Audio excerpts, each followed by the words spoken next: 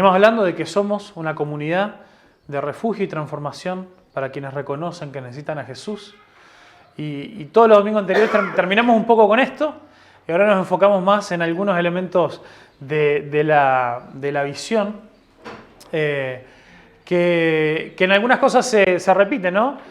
Es que nosotros queremos ver personas transformadas, o sea, queremos ver el producto del por qué existimos. Decimos que somos una comunidad de refugio y transformación, entonces queremos ver personas transformadas. Si nosotros venimos hablando de esto, ¿no? Si pasan los años y siempre seguimos igual y nos estancamos, es porque algo hay mal en nosotros, algo no estamos haciendo bien, de alguna manera no nos estamos sometiendo al Señor. Entonces queremos ver personas transformadas por el Evangelio, por este mensaje de Jesús, y que al ser más como Jesús, que también esto es la misma idea de transformación, ¿no? ¿Y qué pasa con nosotros al ser más como Jesús, al ir interiorizándonos más hacia Él? Descubrimos nuestro propósito y llevamos su reino a todas partes, glorificando a Dios. Entonces hoy vamos a ver un poco esto del propósito y vamos a empezar a ver cómo las cosas se empiezan a entremezclar con las cosas que hemos venido hablando. Y esto del propósito es algo muy importante porque es una de las preguntas que más la gente se hace. Las grandes preguntas de la vida, cuando a veces tenemos grandes preguntas existenciales, muchas veces arrancan o tienen que ver con esto, cuando a veces tenemos problemas bien complicados o a veces no es necesariamente un problema, pero entramos en la monotonía de la vida, en la rutina, y nos empezamos a cansar y ya parece que la cosa no tiene sentido y nuestra vida es un llegar al viernes, a ver si puedo marcar tarjeta o decir que cumplí y ya está, y por lo menos tengo 48 horas de no tener que ir a trabajar.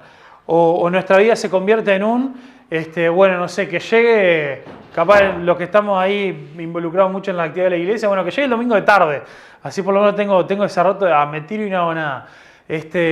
O bueno, cuando llegamos de nuestros trabajos, tenemos ese momento así donde decimos, ya no quiero más nada con la vida y no sé qué, y es todo llegar a algún momento donde podemos tomar un suspiro, algo que encontramos ahí que más o menos nos carga un poquito las energías para tirar un poquito más. Y esa no es la vida que Jesús nos vino a dar. Ahora puedo hacer así, ¿no? Y decir, tenemos el versículo, el pasaje lema, Jesús vino para que tengamos vida y para que la tengamos en abundancia. Una vida que nosotros la vivimos a los manotazos, viendo a ver cómo podemos pegar un par de brazadas más para llegar a ver si podemos llegar a la orilla, a ver si llegamos al fin de semana, a ver si llegamos al aguinaldo, a ver si llegamos a las vacaciones. Esa no es la vida por la que Jesús murió para que vos y yo tengamos. Es algo, va mucho más allá. Y eso pasa, es el gran problema de que cuando vos y yo vivimos sin propósito. Y lo interesante es que cuando nosotros vivimos sin propósito, acá ya deja de importar, ya no tiene nada que ver si tenés problemas económicos, si tenés deudas, si tenés algún familiar enfermo o si estás sufriendo de algo, porque una vida sin propósito es una vida donde a veces las personas que llegan a lograrlo todo, llegan hasta la cima, logran el ascenso, se logran comprar el auto de sus sueños, llegan a la casa propia, se arman el parrillero y de repente pasan 2 o 3 semanas ¿y ahora qué? Y después de esto, ¿a dónde vamos? ¿Cuál es la próxima meta? ¿Qué es lo próximo que me puede generar esa adrenalina? ¿Vieron cómo? Yo no sé si se hace en la vida real o se hacía. Pero me acuerdo del chico tenía un libro de cuentos que andaba por ahí, que era de un muchachito que se había conseguido un burro que no lo lograba hacer ir para ningún lado. Y terminó encontrando la solución, que era con una caña y una piolita colgarle una zanahoria.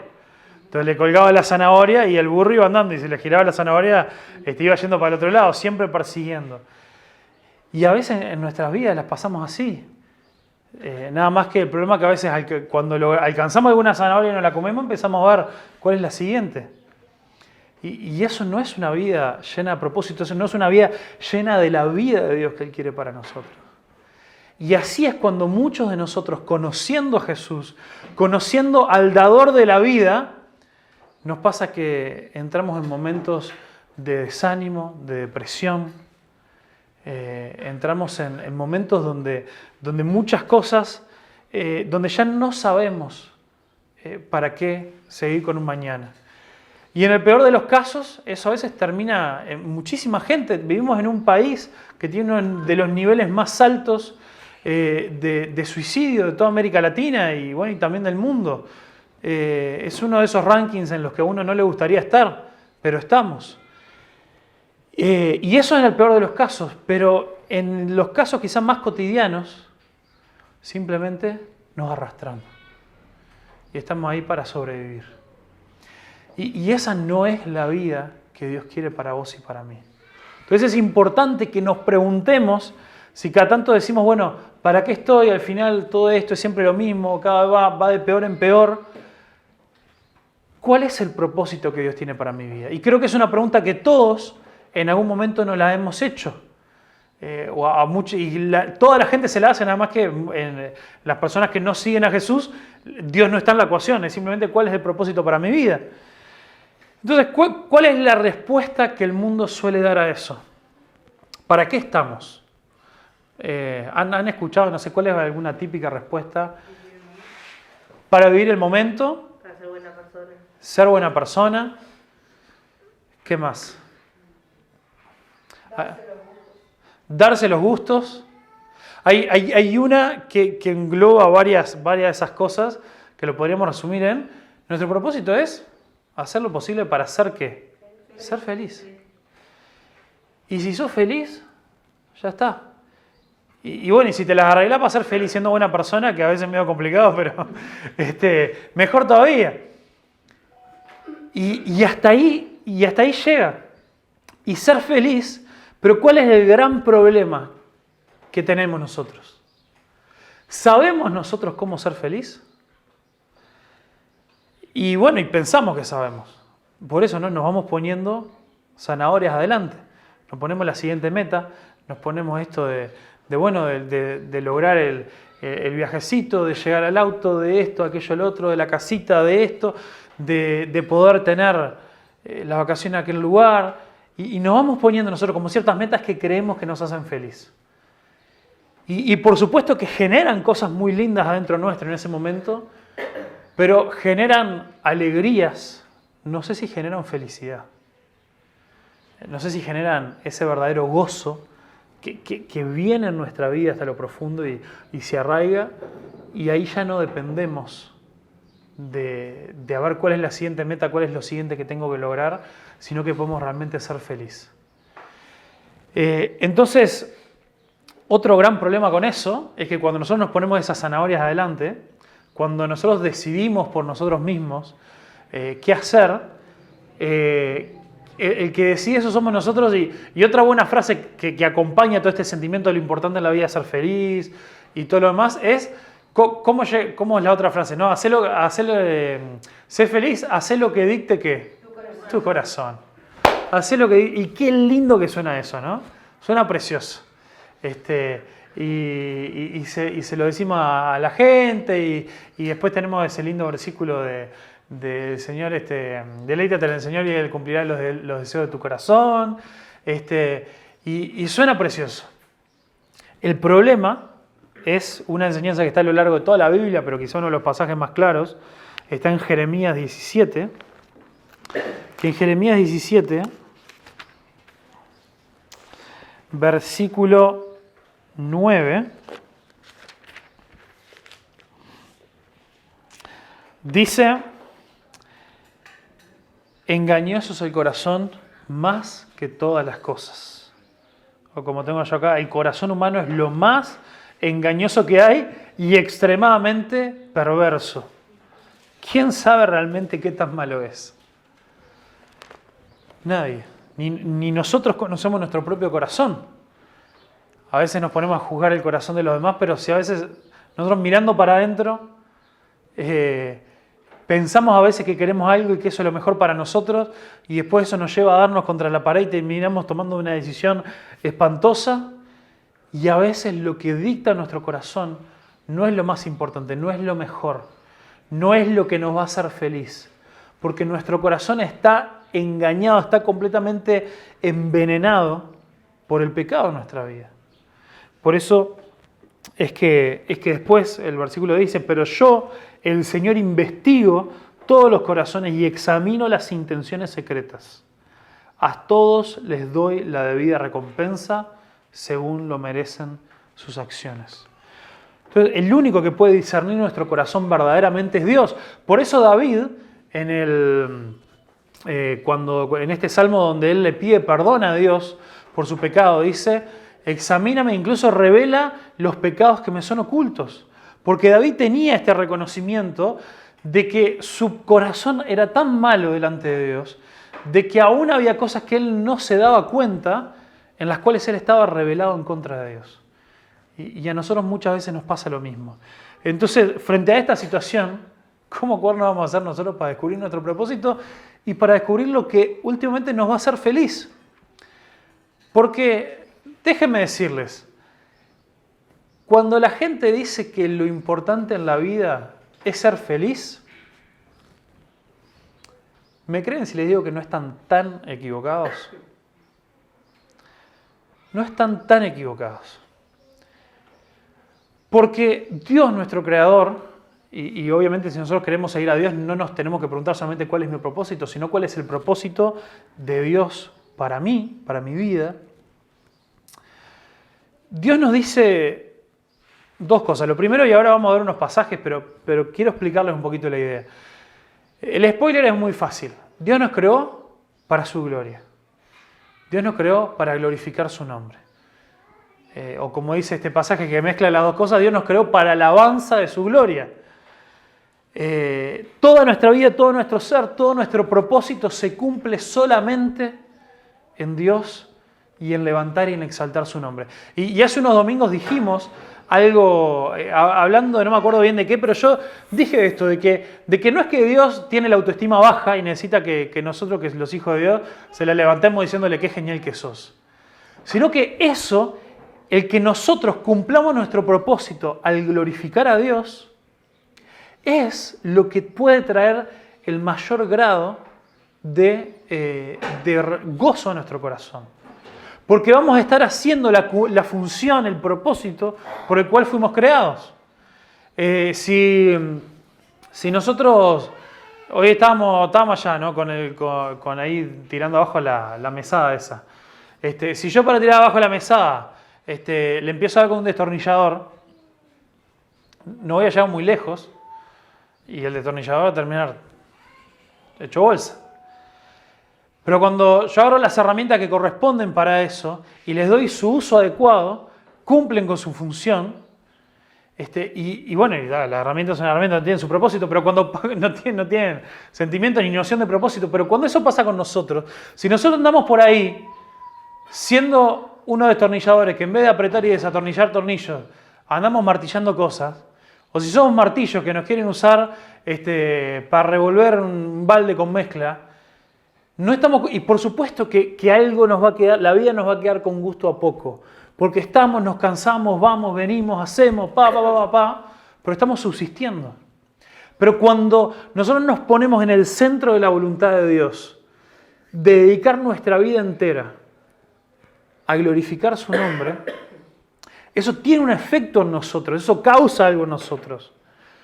Y porque Dios sabe que de la forma en la que Él creó nuestro corazón, nuestros sentimientos, nuestras emociones, nuestra cabeza, Él sabe que si nosotros estamos en el centro de su voluntad, haciendo cosas que lo glorifican, eso nos va a traer un verdadero gozo independientemente de las cosas que estén pasando en nuestra vida y a nuestro alrededor. Podemos estar rodeados de problemas completamente miserables en cuanto a las cosas que nos están pasando, pero si estamos metidos en el centro de la voluntad de Dios para glorificarlo, eso va a llenar nuestra vida de una manera que el resto de las cosas van a ser minimizadas en comparación. Entonces, miren, vamos a ver un par de pasajes y después vamos a ver un poquito por qué. Dios nos creó para su gloria ahí, un poquito antes de Jeremías, en Isaías, capítulo 43, versículo 7, dice: traigan a todo el que me reconoce como su Dios, porque yo los he creado para mi gloria. Fui yo quien los formé. Entonces dice que Él, a la humanidad, a la gente que lo reconoce como su Dios, fuimos creados completamente para su gloria. Ese es el propósito que Él nos dio. Después, si vemos, ya también lo hemos leído hace relativamente poco este pasaje, pero bueno, es uno de mis pasajes favoritos, en Colosenses capítulo 1, nos está hablando de Cristo, Colosenses 1:15. Cristo es la imagen visible del Dios invisible. Ella existía antes que las cosas fueran creadas y es supremo o está por encima de toda la creación. Porque por medio de Él Dios creó todo lo que existe en los lugares celestiales y en la tierra, y son las cosas que podemos ver y las que no podemos ver, tales como tronos, reinos, gobernantes y autoridades del mundo invisible. Todo fue creado por medio de Él y para Él. No solamente fuimos creados por Jesús, quien estaba ahí en espíritu participando activamente de toda la creación, sino que además la razón, el motivo por el cual Dios nos creó y nos mantiene vivos es para Él. Entonces, que no te extrañe si estás viviendo una vida alejada de Dios, si toda tu vida, si tu agenda, si tus actividades, si tus pensamientos, si tus actitudes, si las cosas que haces no están dirigidas hacia Dios y tu vida parece carecer de sentido. Que no te extrañe eso. Porque si nosotros no estamos cumpliendo con nuestro propósito, nunca nos vamos a poder sentir completos. Nunca nos vamos a poder sentir llenos en Él. Y en 1 Corintios, ahí un poquitito más adelante, 1 Corintios 10, versículo 31, este versículo tan conocido que dice: así que sea que coman o beban o cualquier otra cosa que hagan, háganlo todo, ¿para qué? Para la gloria de Dios. Y esto le da en un punto clave. Porque si yo hasta ahora vengo diciendo, fuimos creados para la gloria de Dios, lo que sea, y esa es la única forma en la que vas a poder ser verdaderamente lleno y completo y todo lo demás, capaz que en nuestra cabeza, de cómo a veces nosotros vivimos la vida de iglesia y las cosas que hacemos y todo lo demás, podemos pensar que tenemos que en nuestros momentos donde mejor y más glorificamos a Dios, es acá, o es en una actividad de la iglesia, o es en cosas espirituales, o cuando cantamos, o en cosas así.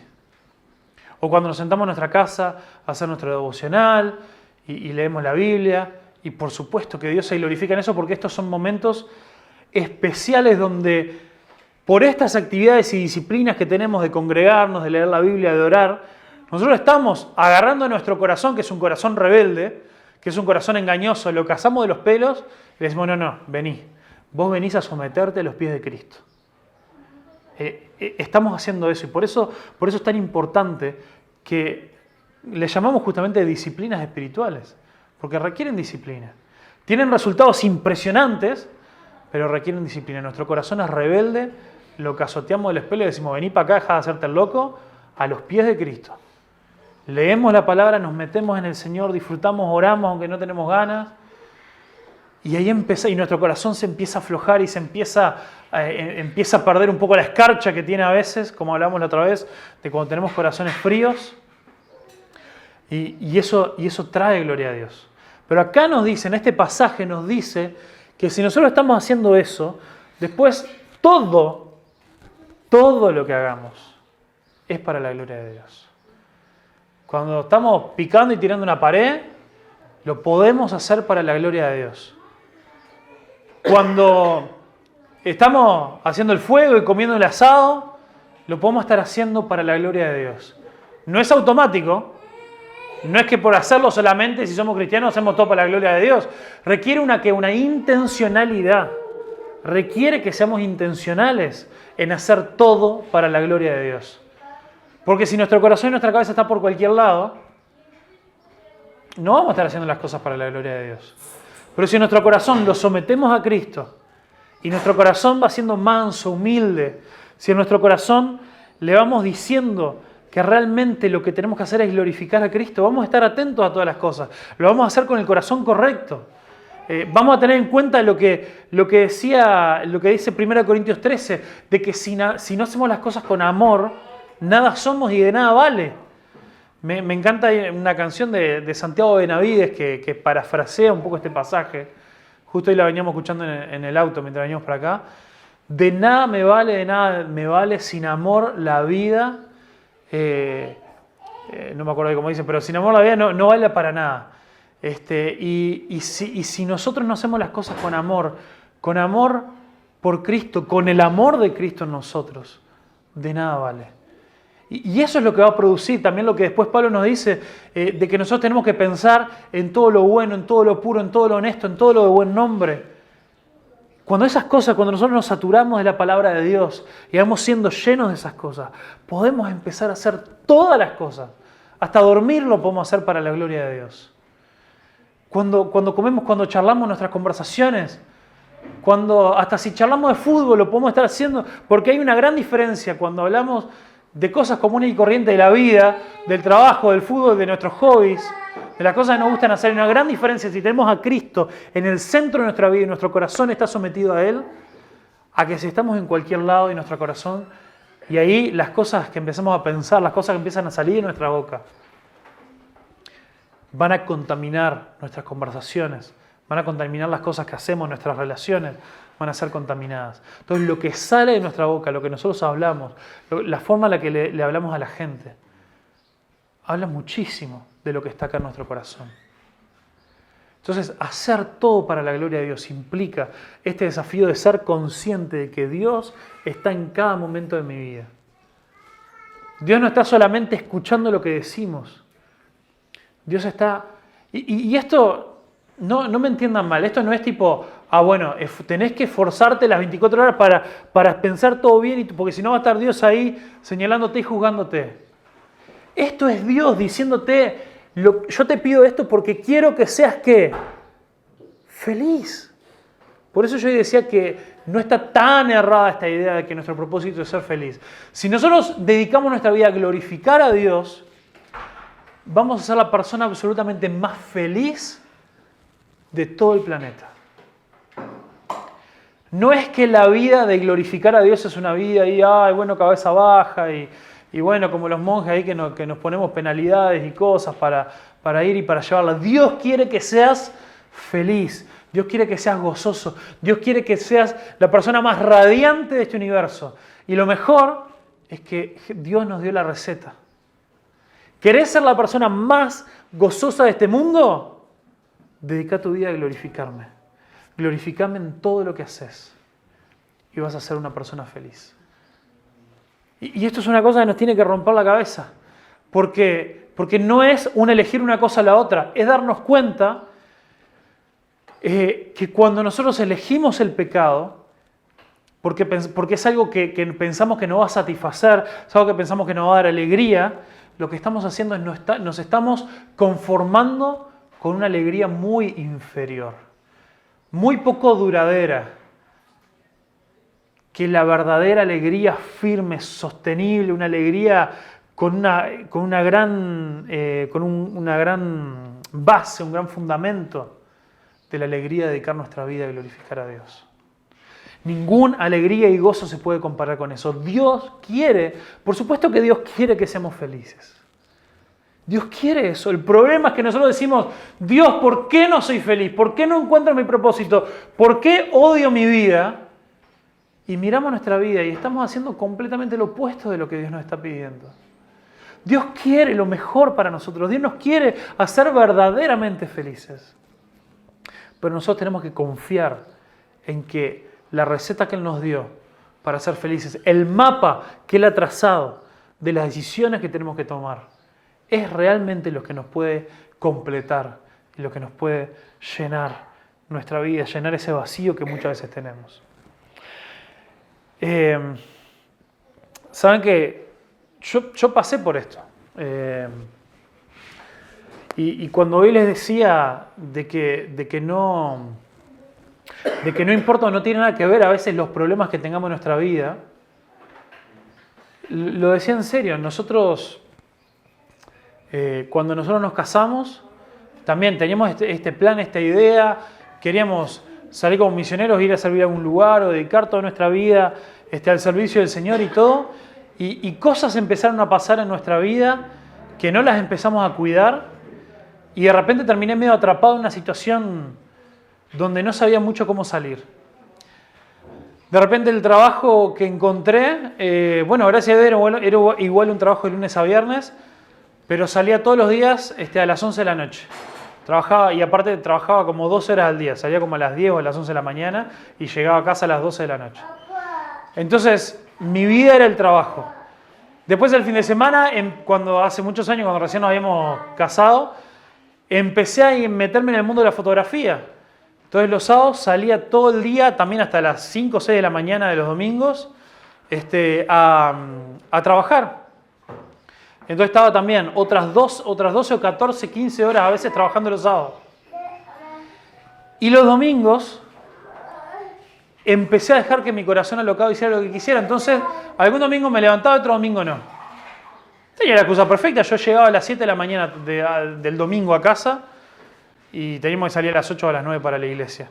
Tenía la excusa perfecta. Y de a poco esa vida así rutinaria también vivía para ese respiro de un día o para ver si de lunes a viernes me podía levantar lo más tarde posible para ir a trabajar. Y de a poco mi corazón empezó a achatarse y achatarse y achatarse.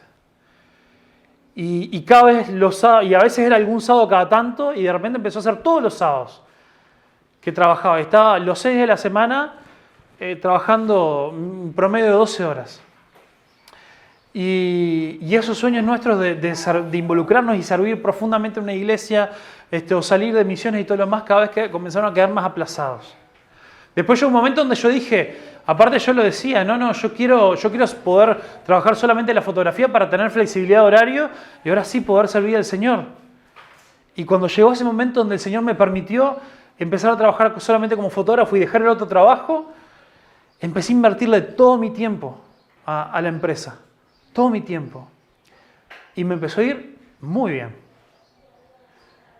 Hermano, nosotros ahora no tenemos, no tenemos deudas y todo, estamos súper cortos, mi trabajo todavía no se ha regularizado ni nada.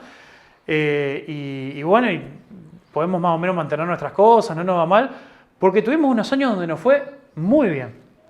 Nos fue tan bien de que nosotros, el Señor después nos habló cuando empezó a acomodar un poco nuestro corazón, de que ese desafío de que el sueldo entero de pago lo teníamos que ofrendar todo, a diferentes cosas, a misioneros, a diferentes cosas, se tenía que ir todo y confiar de que a través de mi empresa Dios iba a proveer todo. Yo dije, bueno, podemos vivir de un sueldo solo, que ya es un milagro acá en Uruguay, pero bueno, el ahorro vendrá más adelante. Y Dios fue tan bueno que durante ese tiempo hasta ahorramos y todo. Económicamente fue nuestro mejor tiempo, nuestro mejor momento. Pero, y más allá de si estamos dedicando cosas a ofrendar y todo lo demás, no estábamos nosotros pasando mucho tiempo así realmente involucrados en la obra y metiéndonos. Y me acuerdo de cuando venía la temporada baja, la fotografía va por temporadas, ¿no? Y en el verano yo hacía locado, trabajaba las 24 horas del día y después en el invierno pasaba 2 o 3 meses sin trabajar. Y hermano, yo entraba en una depresión que mi esposa sabe lo que me tenía que aguantar ahí, que no había quien me levantara de la cama. Entré en una depresión, pero no me tenía que preocupar que no estuviera trabajando porque sabía que las temporadas funcionan así, era lo más normal que en el invierno hubiera poco trabajo. No era por eso, era que habíamos entrado ahí en una rosca y nos podíamos tomar nuestras vacaciones y podíamos ir para aquí, para allá y hacer esto, aquello, lo otro. No teníamos hijos, así que podíamos dormir hasta tarde, pero no había quien me pudiera poner una sonrisa en la cara. ¿Por qué? Porque yo había perdido totalmente un sentido de propósito en mi vida. ¿Y de qué sirve? Y ahora mirando hacia atrás, en ese momento con la depresión no lo entendía, pero ahora miro para atrás y ¿de qué sirve, como dijo Jesús, que un hombre ganara el mundo entero y perdiera su alma? Y yo no me iba a ir al infierno, mi fe era una fe verdadera, segura, yo había puesto mi fe en Jesús, pero estaba perdiendo mi alma, estaba perdiendo esto, estaba perdiendo la vida abundante, estaba dejando que se fuera. Porque no había puesto los parámetros en mi vida para que mis prioridades estuvieran bien puestas. Y estábamos ahí, bueno, habíamos podido tener un ahorro así, vieron, como para esto de que los bancos te den el resto y todo lo demás, y estábamos con eso. Y miren, fue tan claro que el Señor nos cazaba los pelos y decía, vos no podés comprar una casa. 3 casas estuvimos a punto de firmar para comprar, y algo a último momento pasaba así como loco. Hasta que ya después del tercero empezamos a decir, Señor, ¿qué onda? Claro, ¿qué pasa? ¿Estamos haciendo algo mal? Viste que a veces uno puede decir, bueno, capaz son pruebas, el Señor quiere que perseveremos para que lleguemos a la casa ideal de nuestro sueño, ahí cerca de la playa, algo, no sé. Y empezamos a decir, Señor, nosotros somos medio bananas, así como para entender, viste, sentí en mi corazón, el Señor me habló, abrí así la Biblia y me cayó en no sé dónde que decía, no comprarás una casa, no había un versículo así. Entonces, Señor, sénos claro porque no entendemos. Somos medio así para el discernimiento espiritual. Al poco tiempo de empezar a orar con esa actitud, en la puerta de la iglesia nos roban a mano armada, se nos llevan el auto con todo mi equipo de fotografía. Entonces, en ese momento valía mucho más el equipo de fotografía que el auto. En ese robo así, y porque tuvimos que volver a comprar cosas para poder seguir trabajando, perdimos toda la plata que teníamos ahorrado para poder comprar una casa. O para esa seña y todo lo demás. Entendimos, gracias. Clarísimo. Sí, podría haber mandado una carta, un correo, no sé, ¿viste? Haber encontrado una notita tirada del piso, no sé, algo. Pero el Señor fue claro con eso. ¿Está mal comprarse una casa? No, hermanos. Si el Señor los bendice, háganlo. Quizá en algún momento el Señor nos guíe a hacer eso. Bueno, estamos en una cooperativa que es como algo medio intermedio. Pero ¿cuál es el problema? El Señor sabía que de la forma en la que nosotros estábamos haciendo las cosas, nos estábamos atando a cosas que después se convierten en excusas y después se convierten en cosas que te alejan de Dios. Y ese fue el comienzo, y ese fue el último año que nos empezó a ir bien, después así en picada, ¿no? Y la pandemia ahora remató todo, pero esos años donde mejor nos iba económicamente, era donde quizá más luchas internas teníamos y más entraba yo por lo menos en estas depres y en estos bajones y lo que sea. Y después fue cuando nos pusimos en campaña a decir, no, pero nosotros teníamos un plan de hacer misiones, de hacer cosas, todo lo demás. Y a partir de ahí fue donde Dios abrió la puerta para que nos fuéramos a Jordania. Y a partir volvimos, el Señor nos habló que no era nuestro tiempo de salir y nos involucramos con esta misión y empezamos a servir, invertir nuestro tiempo ahí y nos pudimos involucrar al mismo tiempo más en la iglesia. Y empezamos a estar más ocupados que nunca y cada vez más yo empezaba a ver que el tiempo de mi trabajo cada vez era menos y por diferentes cosas me comprometía, cada vez tenía que rechazar más trabajos y todo lo demás. Y sí, hay que mantener una responsabilidad, que ser responsable, que proveer para su familia, que todo lo demás. Pero se empezó a ver en la práctica, en mi vida, de si nosotros queríamos, por lo menos teníamos la intención de verdad de glorificar a Dios o no. Y hay un montón de cosas a las que uno tiene que renunciar para poder realmente involucrarse en la obra del Señor. Hay un montón de cosas.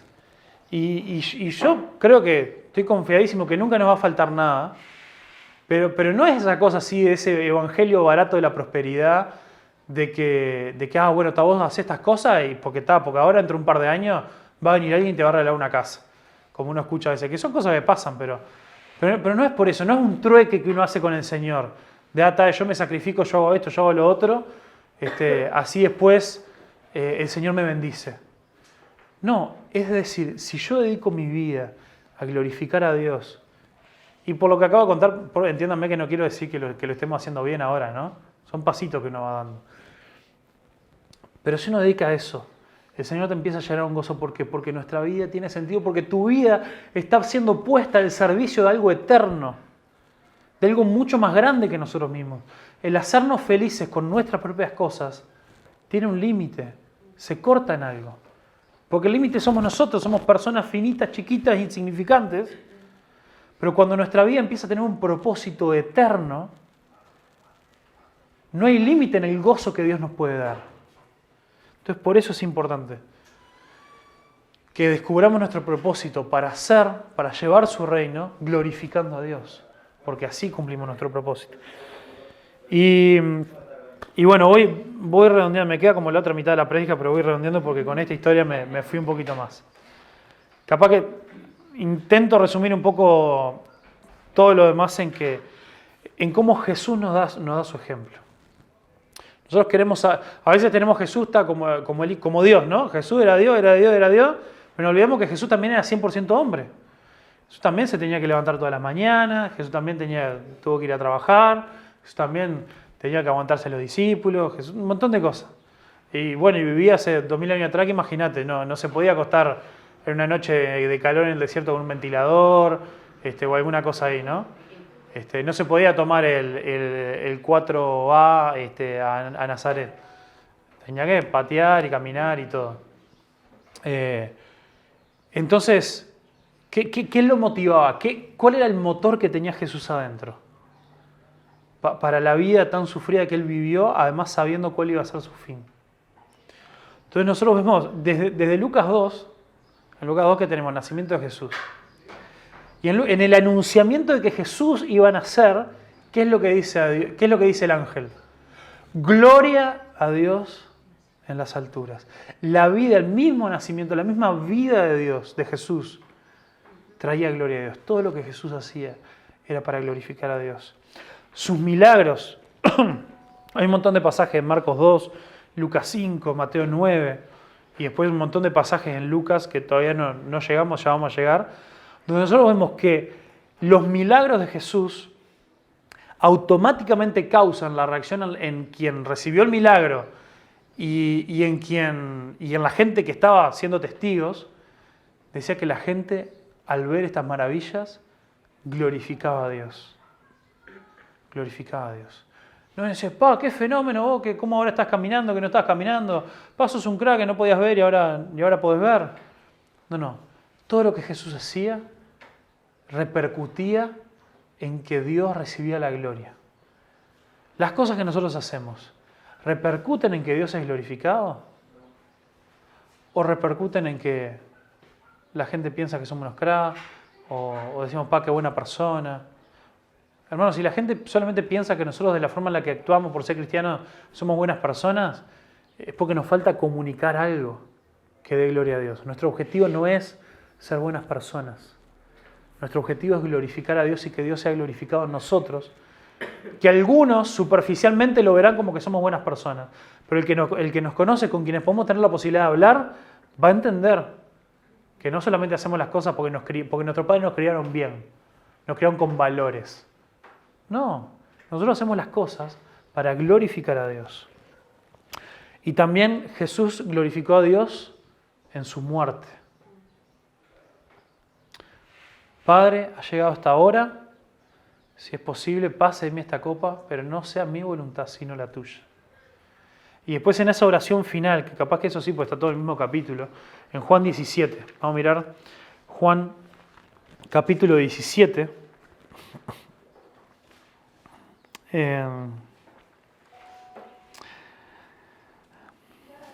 Juan 17, capítulo 4, versículo 4. Yo te di la gloria aquí en la tierra al terminar la obra que me encargaste. Ahora, Padre, llévame a la gloria que compartíamos antes de que comenzara el mundo. O sea, dice, yo te di la gloria aquí en la tierra al terminar la obra que me encargaste. Versículo 6. Te he dado a conocer. O sea, esto darlo a conocer a Dios es glorificarlo, es darle gloria, es lo que tenemos que hacer nosotros. Te he dado a conocer a los que me diste en este mundo. Siempre fueron tuyos, tú me los diste y ellos han obedecido tu palabra. Versículo 26, un poco más adelante. Yo te he dado a conocer a ellos y seguiré haciéndolo. Entonces tu amor por mí estará en ellos y yo también estaré en ellos. El objetivo de Jesús en su vida, en lo que hacía, en sus milagros, en su relacionarse con los discípulos, en la gente a la que le predicaba, era glorificar a Dios. Entonces, en nuestra vida, en nuestro día a día, ¿Querés saber cuál es tu propósito? ¿Querés ser verdaderamente feliz? ¿Querés poder dejar de vivir para subsistir, para llegar al próximo fin de semana, para llegar a las vacaciones, para llegar al aguinaldo, para llegar al día que puedes dormir hasta más tarde? Dedica tu vida. Ahora capaz que no tiene sentido, capaz que no lo entendés, capaz que decís, ¿cómo? No me dan los números. Pero empecé a hacerlo. No te dan los números porque nuestro corazón es engañoso. Por eso. Pero si nosotros sometemos nuestra vida a la de Dios, decimos, toda mi vida está acá para darte gloria, para glorificarte. Tu vida y mi vida van a empezar a experimentar el propósito y van a empezar a experimentar el gozo y la alegría que solamente podemos vivir en Jesús. Así que esto lo vamos a dejar un poco complementar. Y lo último, yo sé que estuvo largo esto, pero el último, porque esto es importante. Tiene que ver con muchos de los ejemplos que puse tienen que ver con el trabajo. Porque yo sé, porque me pasó a mí y uno habla con la gente. Y aparte de un tema matemático, la enorme mayoría de la gente no va a trabajar en lo que le gusta. No dan los números. La enorme mayoría de los trabajos para que las sociedades se sostengan son trabajos envolantes, aburridos, difíciles. Y los hacemos porque no queda otra, porque hay que ir, porque si no, no llegamos a fin de mes.